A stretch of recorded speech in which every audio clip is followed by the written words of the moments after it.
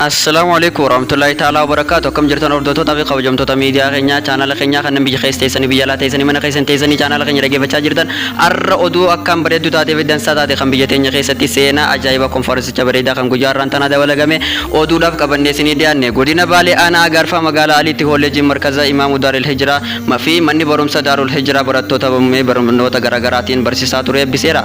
Sagantaa eebba barattootaa fi mana barumsaa Daarul Hijiraa kana irratti barattoonni barnoota amantaa islaamaa barataa turan kan eebbifamanii fi gamoon mana barumsichaa ijaaramaa ture marsaan jalqabaa kan eebbifame ta'uu maddeen himanitti jirani.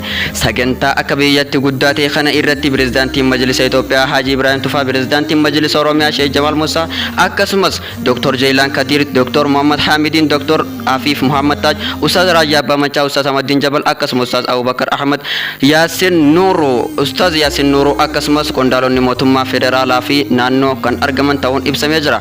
Kolleejjiin markaza Imaamu Daarul Hijiraa kun kolleejjiiwwan amantaa islaamaa gurguddaa akka biyyatti jiran keessaa tokko akka ta'e maddeen himsanii jiru.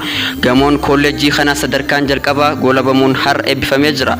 Barattoonni sadarkaa oolmaa daa'immanii irraa kaasee hanga olaanootti barataa turan 268 sagantaa guyyaa har'aatiin bakka baay'oonni amantaa islaamaa biyyattii argamanitti eebbifamanii jiru. Kolleejjiin Imaamu Daarul Hijiraa muummiiwwan barnootaa 5 kan of jalatti hammatu yoo ta'u isaanis Daarul Hadiis, markaza hifzii Qur'aanaa, madarasaa sadarkaa tokkoffaa, barnoota idilee fi barnoota dubartootaa kan of jalatti hammatudha.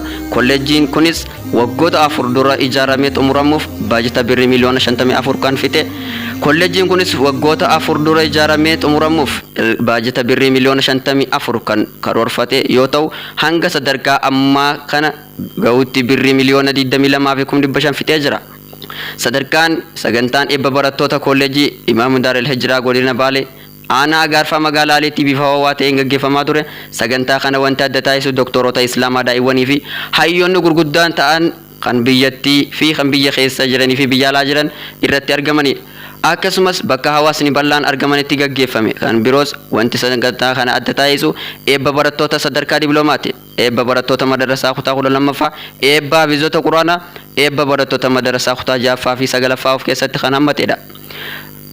Barattoonni kolleejichaas barnootaan ciccimoo fi abbaa kalagaa akka ta'aniifis hojii hojjetamaa jiru ajaa'ibsiisaadha jechuun keessummootaa fi daawwattoonni dubbataniiru. Kolleejjii kana daran jabeessanii itti fufuuf gamoon dabalataa akka ijaaramuuf muftii Itoophiyaa Dr. Jaylaan Kadiriin, pirezidaantii Majlisa magaalaa Finfinnee Sheekh Amaan, pirezidaantii Majlisa Oromiyaa Sheekh Jamaal Musaa dabalatee hooggantoota majlisaa fi ustaazotaan ka'ameera. Sagantaan guyyaa har'aa wantoota adda godhan keessaa dhalattoota Baalee fi Finfinnee jiraatan ulamoota gurguddaa tauhiida babal'isuu keessatti seenaa addaa qabaniif gumaachii fi badhaasni addaa laatameera. Sagantaa eebba barattootaa kana irratti keessummoonni Finfinnee fi godina Baalee irraa ulamoonni gurguddoon hirmaatanii jiru. Kanaaf hordoftootaa fi kabajamtoota chaanala keenyaa kan biyya alaatii fi biyya keessa teessanii sagantaa keenya daawwattan oduun yeroo tanaaf qabannee dhufne kana fakkaata. Hanga sagantaa biraatiin walitti deebinutti nagaan nu turaa isiniin jenna. Warroon chaanala keenya kanaaf haaraa taatan chaanala keenya kana sagantaa bareedaa isin biraan ga'uudhaaf subscribe godhaa isiniin jenna.